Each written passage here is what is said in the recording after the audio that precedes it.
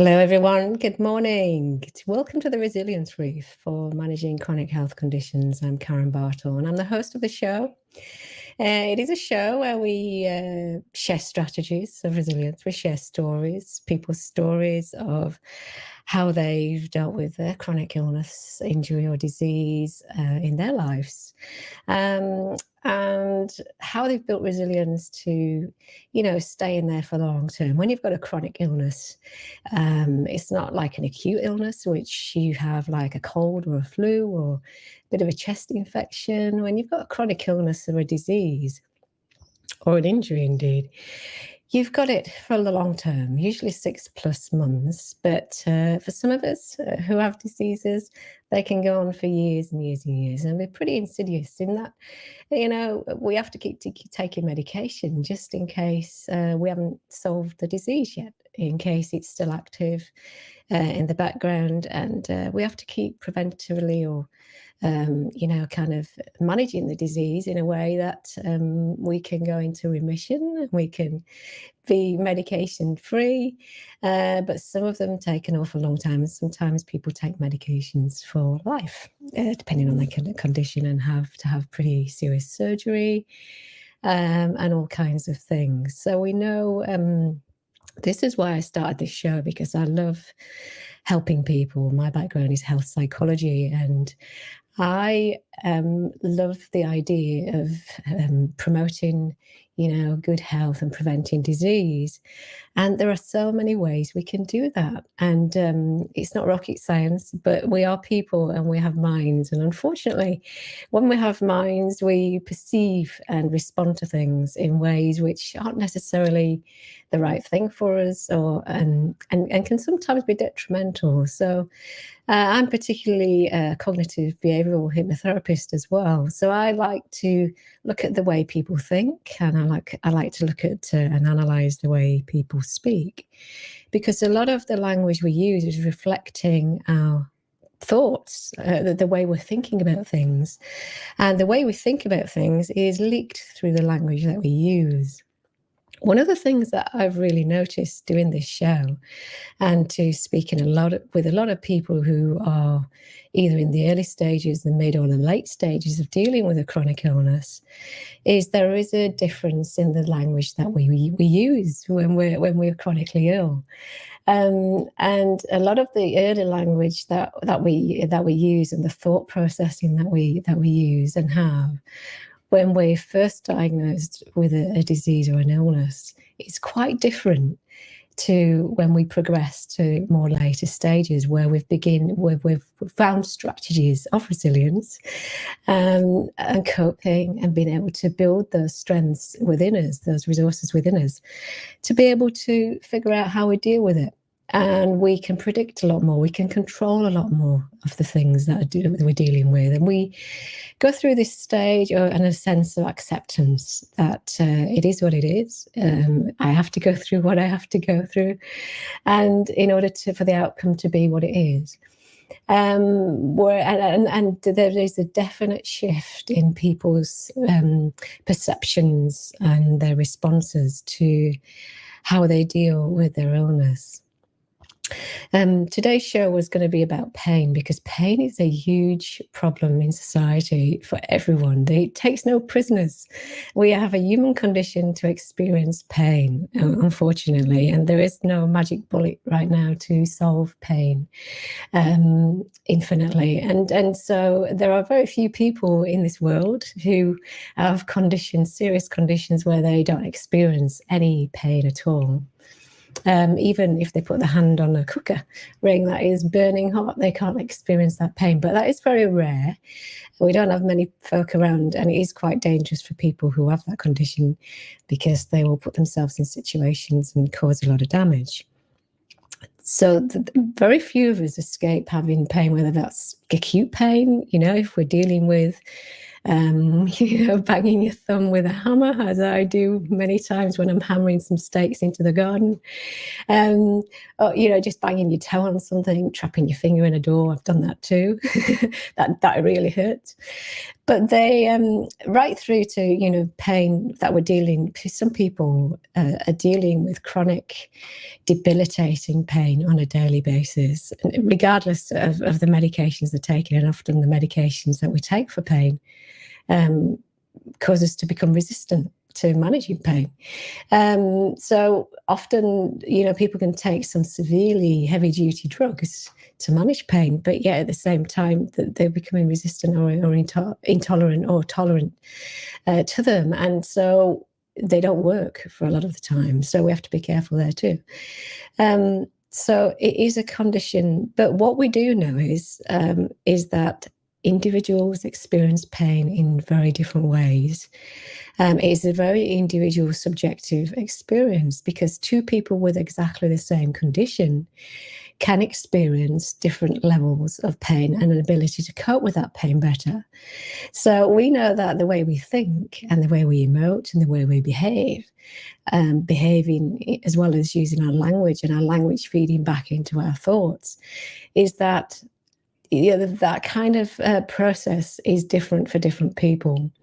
So that's why we're starting to recognize and acknowledge that people in the very early stages of their chronic illness perceive their illness and perceive pain that they're experiencing very different to people in the later stages.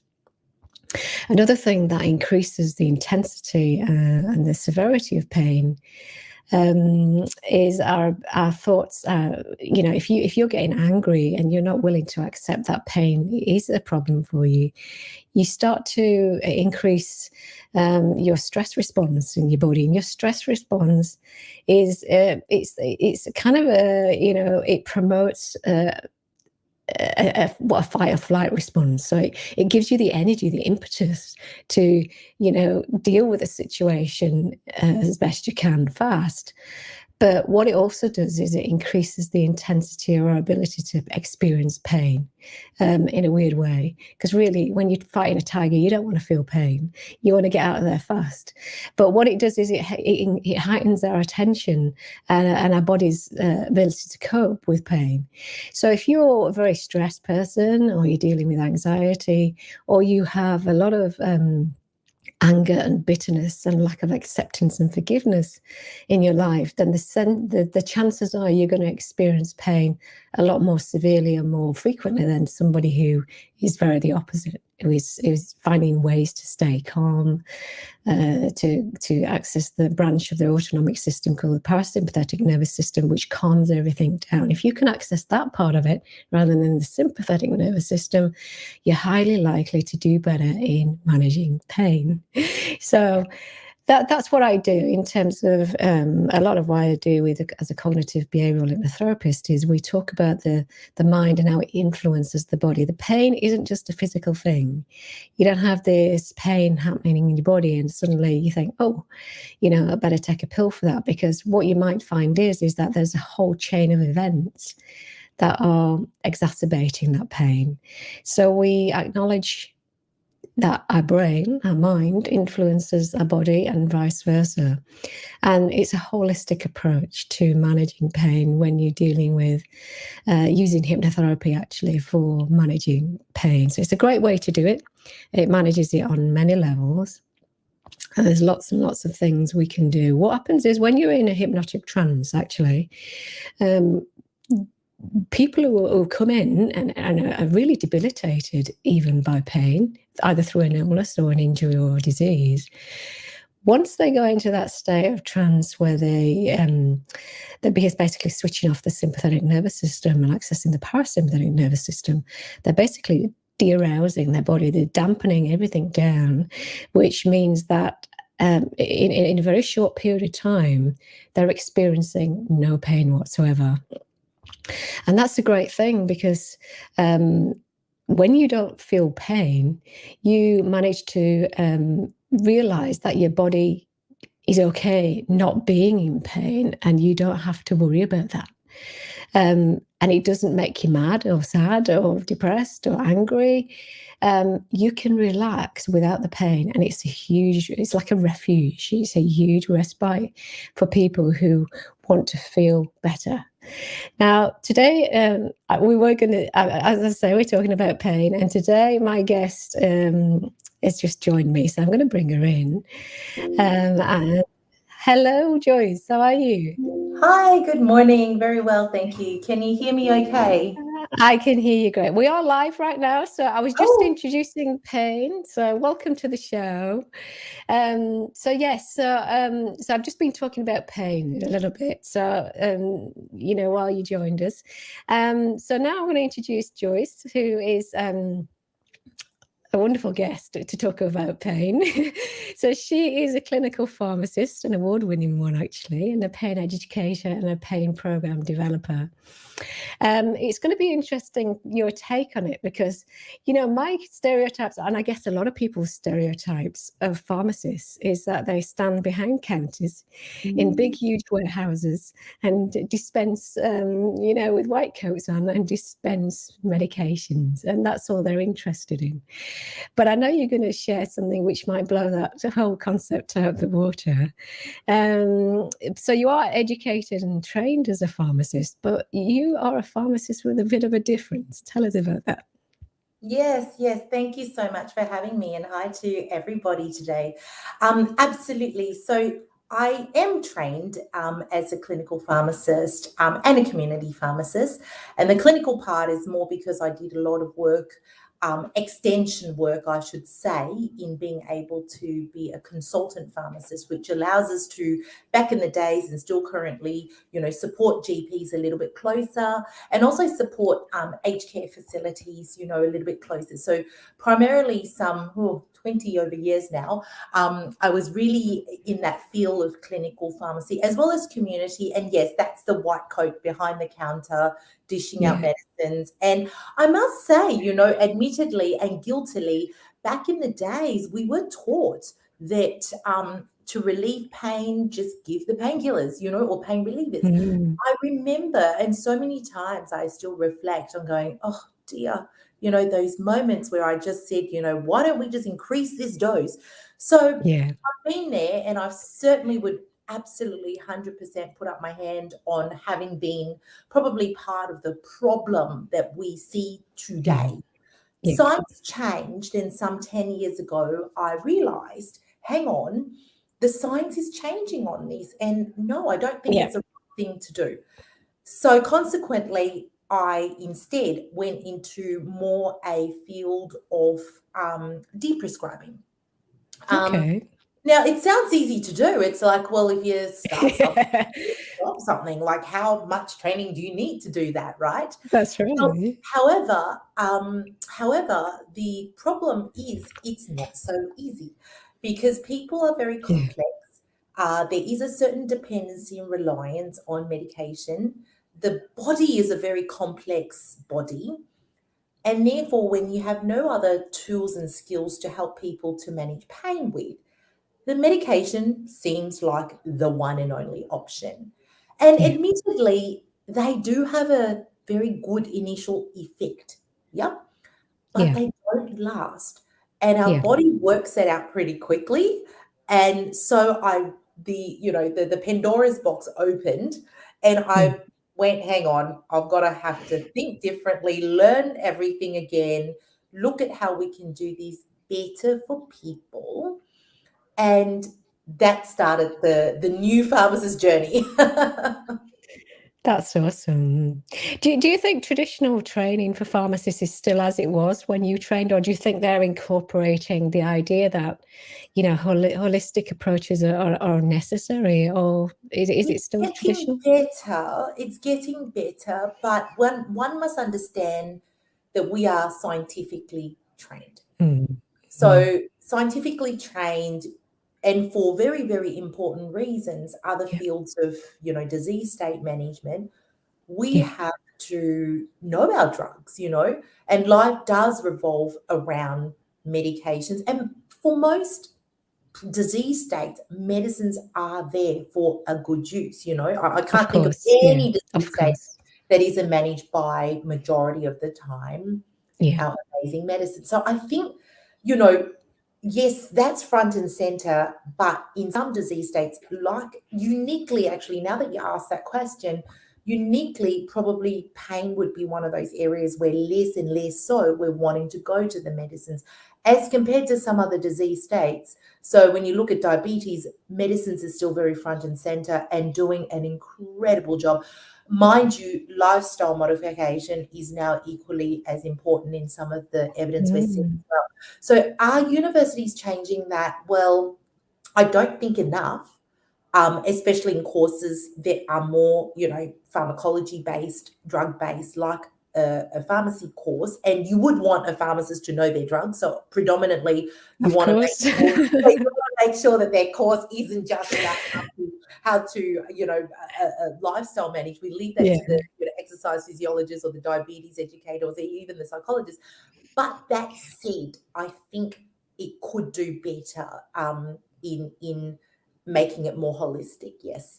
Yeah, but I suppose your initial training has to be about learning your trade, because like you are an individual professional, that's what we expect when we go see a pharmacist. We expect them to know about the drug side of it.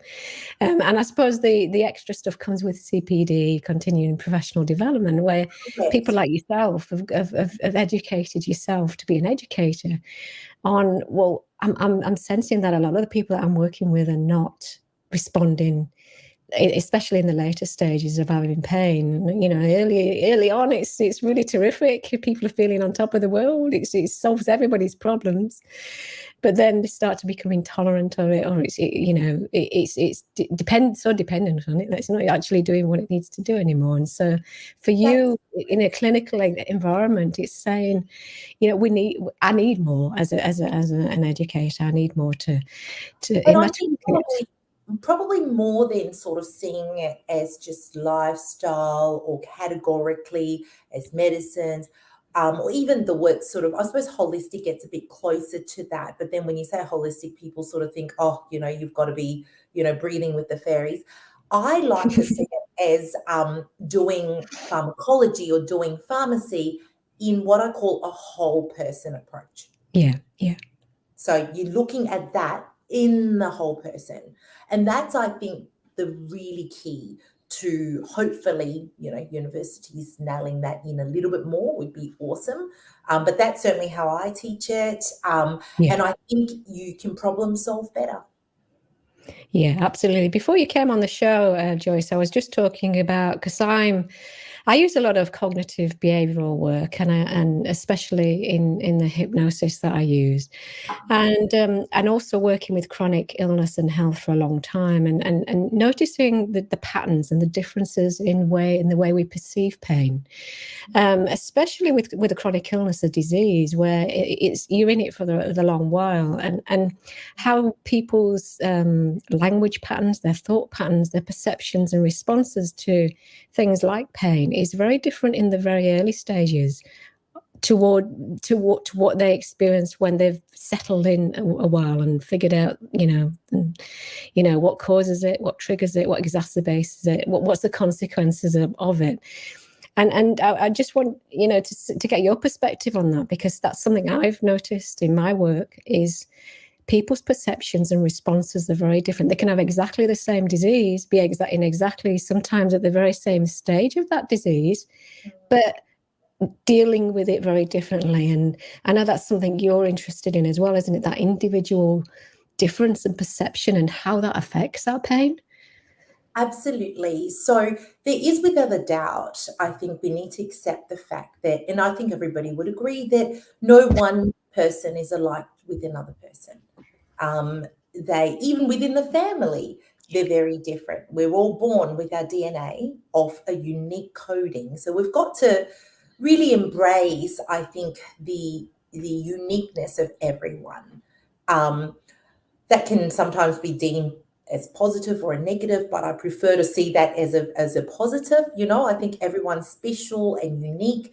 And that's fundamental, because that sort of coding in our neuromatrix, in our DNA is there from the minute, two cells combined. Okay, there's no writing that.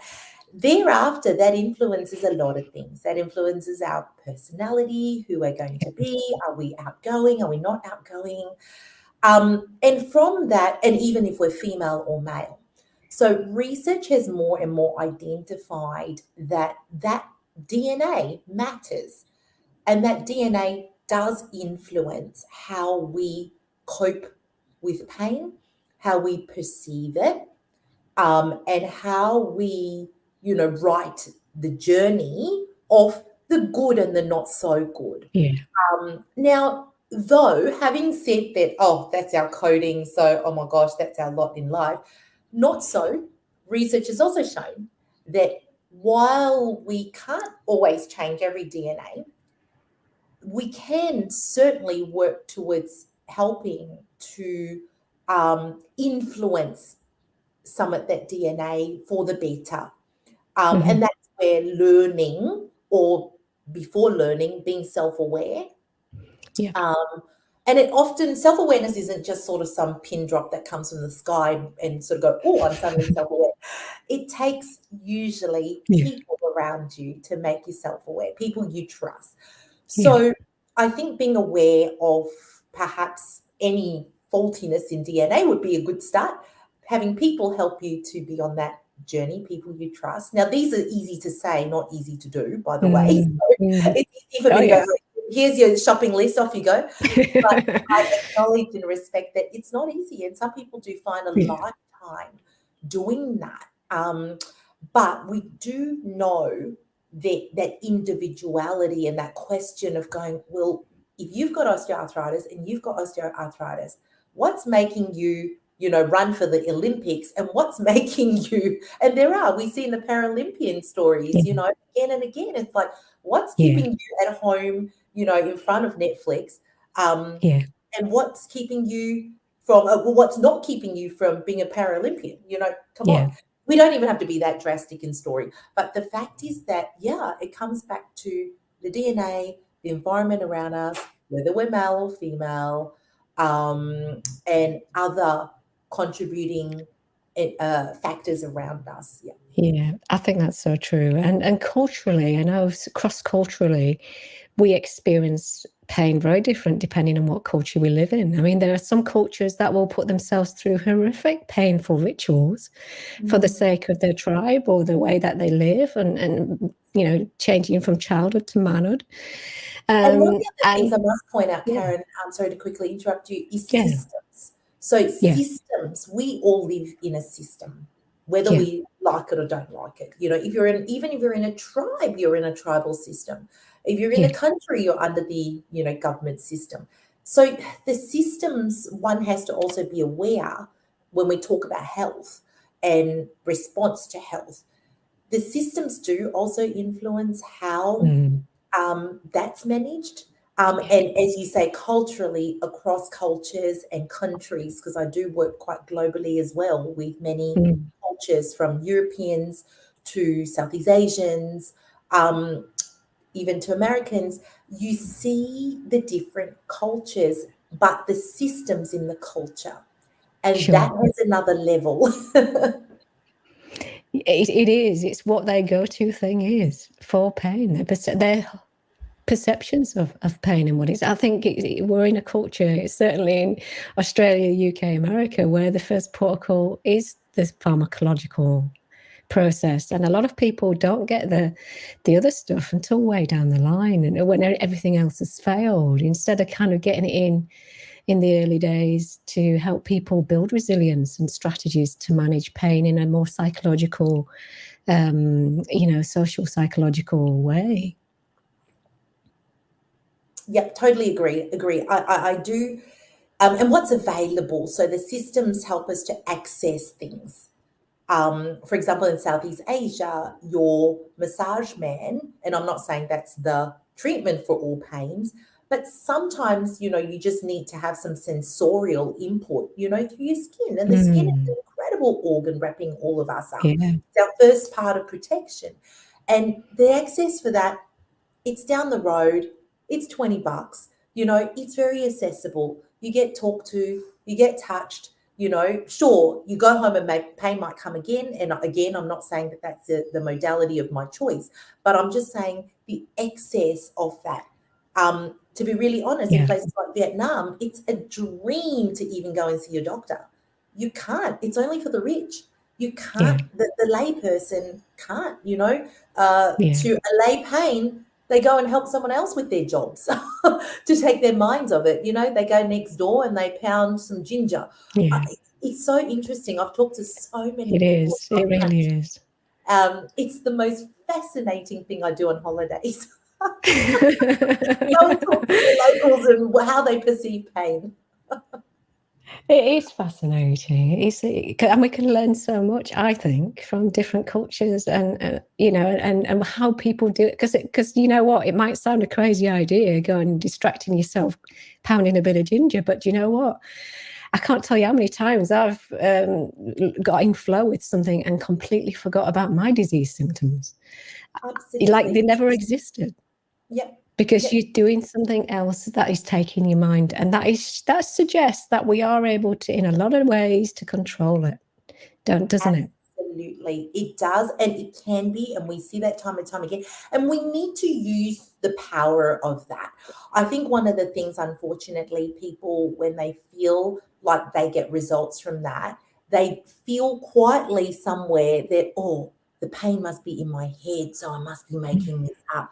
That is not so. I think one of the things we got very wrong, and we're still trying to make it right, is the terrible message that, has been provided by clinicians, that, oh, it's all in your head. What are you talking about? Well, it so happens your brain is in your head. And that happens to be the organ that, sees things, right? If it was your heart, I would say pain is in your heart. Then suddenly, somehow it'll be okay, But so I think that connotation makes people hesitant to go, oh my gosh, if the pounding of the ginger makes me sort of, kind of be taken away somewhere, and talking and laughing just takes me away. It's almost as if they feel like that is validating that it is in their head. Well, it's not. It's validating the fact that your body is really complex and it's really clever. It's super clever. And the fact that it can do that actually overrides any medication I've got. I'll tell the audience now that when you do that and that feel good, well, all the neurochemicals, which you may have previously talked about, but all the neurochemicals, endorphins, dopamine, serotonin, they're so yummy. And that's why, that's your drug. And scientifically, we think we're so clever and we're trying to make drugs for the body to mimic it. And the body's gone, it doesn't cut it. It's just like, that's just synthetic. It's working it out like endorphins. And I love talking about the power of endorphins. Endorphins are 100 times stronger than any morphine man has made. However, it's got a very, very short half-life of minutes, seconds. Not sticking around, so we got to keep making our own endorphins by, if it were, pounding ginger, which is what the Vietnamese lady said to me. She was kyphotic. She was like 45 degrees angled. And I saw her working in a hawker center. And I sort of said to her, oh, can I just talk to you? She must have thought I was nuts. And I don't speak Vietnamese. So I had a friend there who did. And she basically goes and works there. She's retired, but she goes and works there because she said, otherwise I'd feel too much pain if I didn't do something, if I weren't working. So all her job was to clean tables, and she loved it. You could see her giggling from table to table. She clearly knew her community. It was just beautiful. Yeah, for sure. And before we came on, I mentioned the idea of when we use hypnosis, and people can come with incredibly, people don't come to hypnosis usually unless it's severely debilitating and it's a last resort, because they're so scared of what it can do, but unnecessarily, of course. But what happens is when that parasympathetic nervous system process kicks in during hypnosis, people don't feel pain. Like people don't stutter, people don't feel any anxiety or anything. Everything disappears. Everything becomes de-aroused and dampened. And they go looking for the pain. If you disturb them and say, so where's the pain now? And they're thinking, yeah, where is it? And I'll go find it. I'll figure it out. And they can't bring it to consciousness. And they're amazed by it is a refuge. It's a moment in time where they have no pain and it feels absolutely, the endorphins come in. And it's like, I'm on a high here. I'm feeling so good. Can this last? So we have to give them tools to help it last. But it's exactly the same thing. It's finding these little strategies, these little gems. If it's meaning in life to go and work in a factory and be around people that makes you feel good, then it's about finding your thing, isn't it? Your bag, your thing that will give you that will, for even if it's for half an hour, whatever, is to just take that pain away, to give you that respite. The thing is also when they reach that place of, of calm and not being able to sort of even scan for pain, that's a state of equilibrium. So that's really that lovely balancing of all the hormones, all the neurochemicals in balance. And I think that's anything that brings balance, And I think one of the things is people then often go, but what is my thing? Well, you have to try too many things to try to find your thing. That's right. Because my thing ain't your thing, because again, we're all different in that core cell structure. But to try means you'll get a step closer, and it's okay. Try it. If it doesn't work or if it doesn't feel right for you or if you don't like it, that's fine. Just park it. Doesn't mean you won't come back to it at a different Absolutely. stage. And I think it's really important to explore all the possible options, not from the point of view of I've got to really find my fix. I think that's really important. So to differentiate, when I say, look, try different things, you might get 20% from this, 10% from that. That's the type of attitude you need to go in with. You can't go looking for the panacea and go, that's going to be my 100. Yeah. I think that's unfortunately been how medicine has been proposed, that it is your 100. But we forgot that we're in a really smart body that's not going to take that. It's going to go, well, it might be my 100 for, 2 months, but sooner or later, I'm going to get used to this. So all our gated systems will find other pathways to alert and alarm us. And I think especially pain being chronic, if pain is chronic, it's very much it's no longer for our harm. I think that's important for us to realize that, acute pain, absolutely. Take your hand off the fire, stop pricking yourself on that, on that needle, hammer needs to go off, things will heal. And that's fine. I think that's a wonderful mechanism. I think none of us will live very long without pain in our lives.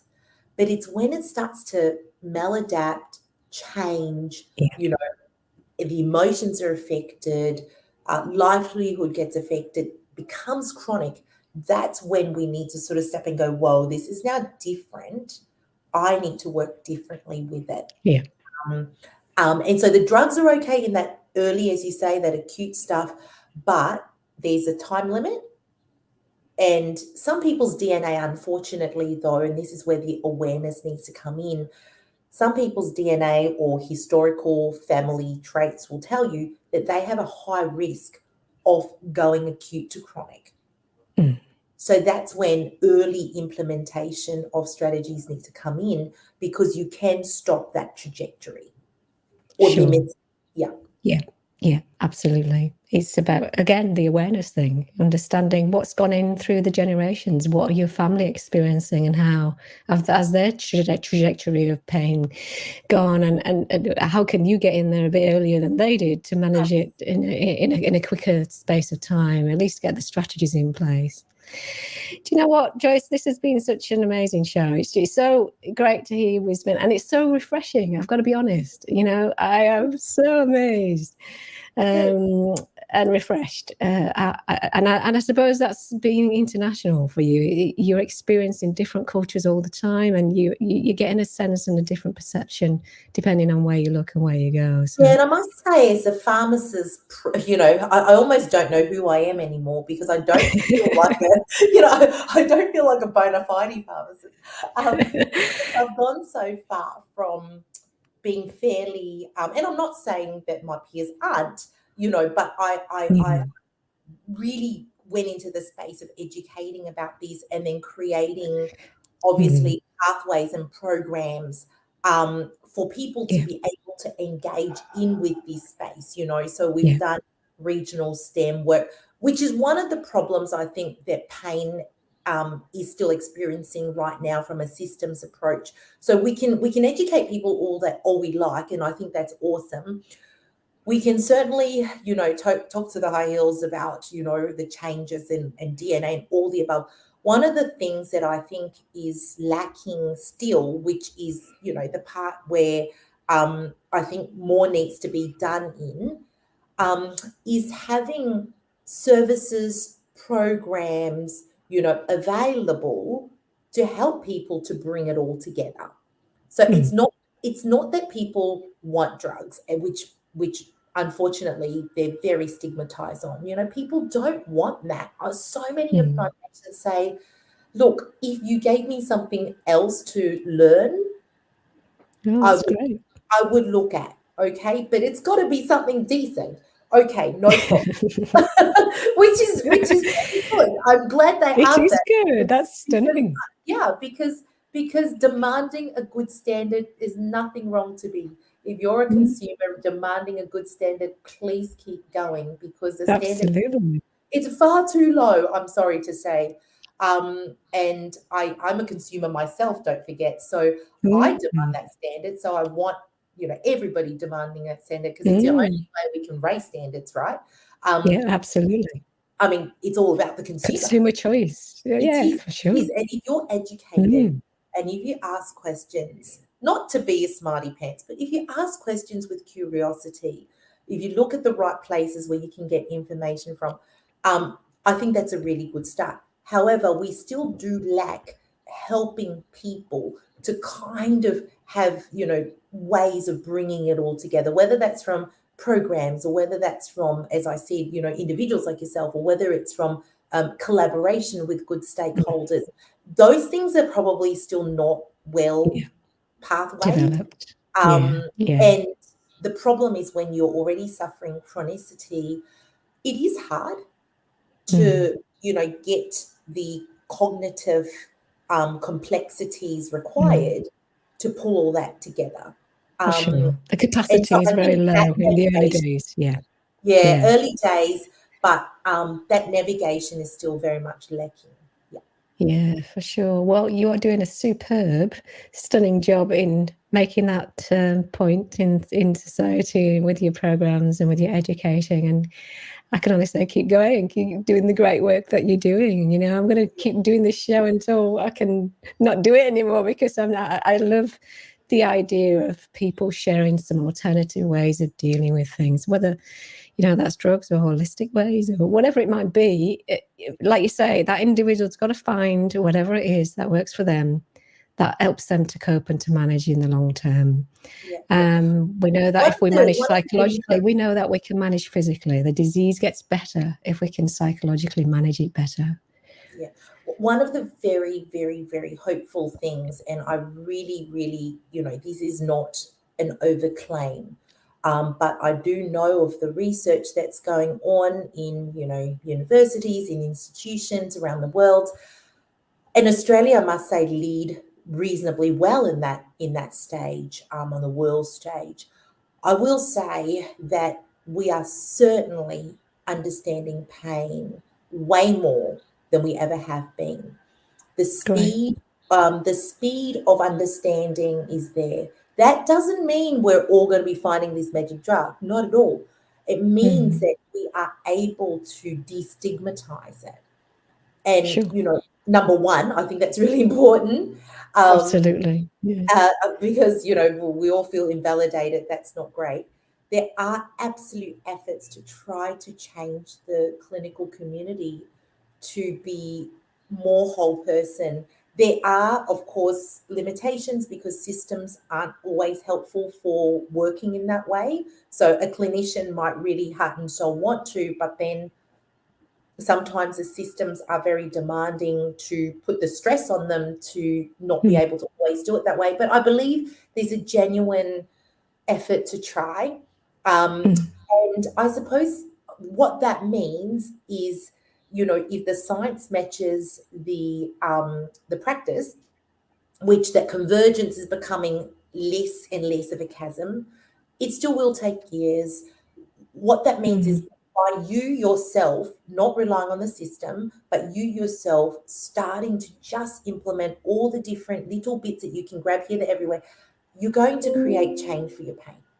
That's a given. Absolutely. Yeah. Absolutely. So that I can say is an absolute truth. Yeah.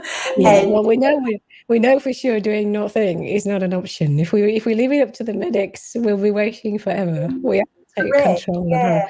our, And the other thing is nothing self-responsibility. changes. So if nothing changes, nothing changes. So if you change that little bit, something else will change, right? Absolutely.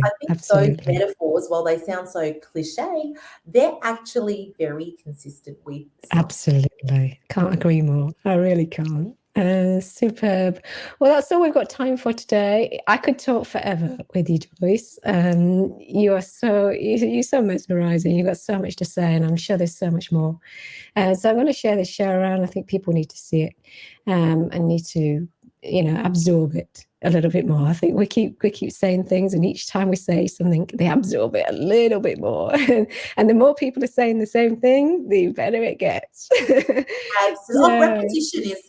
Humans love repetition. We are repetitive animals. That's who we are. We are creatures of habit. But look, if anybody is inspired by this and want to get in touch, I'm very, very available and visible out there. And I think it's about just, everybody sharing and helping each other. It is the only way to move forward. It is the only way. I agree. We've got to get together. Yeah. Well, I hope you have a great day, whatever you're doing today. And we'll no doubt be talking again, as I expect, soon in the future. So keep in touch. So, Joyce, if people want to talk to you about one of your programs or getting some consultancy from you, what is the best way to do that? So PainWise is obviously my company, and that stems a lot of our different programs and work. So we work with government through that. We work through regional private entities through that. We work consultatively through that. We will sort of look and see what the best course of action is. It may not even be us, and that's okay too. But to have a point to be able to touch base with, to be able to know, where are the places. That's so PainWise. Is that painwise.com.au, is it? Correct. Yeah, very easy. Just contact us on there somewhere. There's contact forms here, there, everywhere. Just contact us. You are accessible. Help you out. I love it. You're making yourself accessible. That's what we need for people. Well, thanks for joining me today, Joyce. Thanks for your contributions and your sharing your wisdom. It's been awesome to see you again. Yeah, pleasure. Well done. Bye for now. Bye.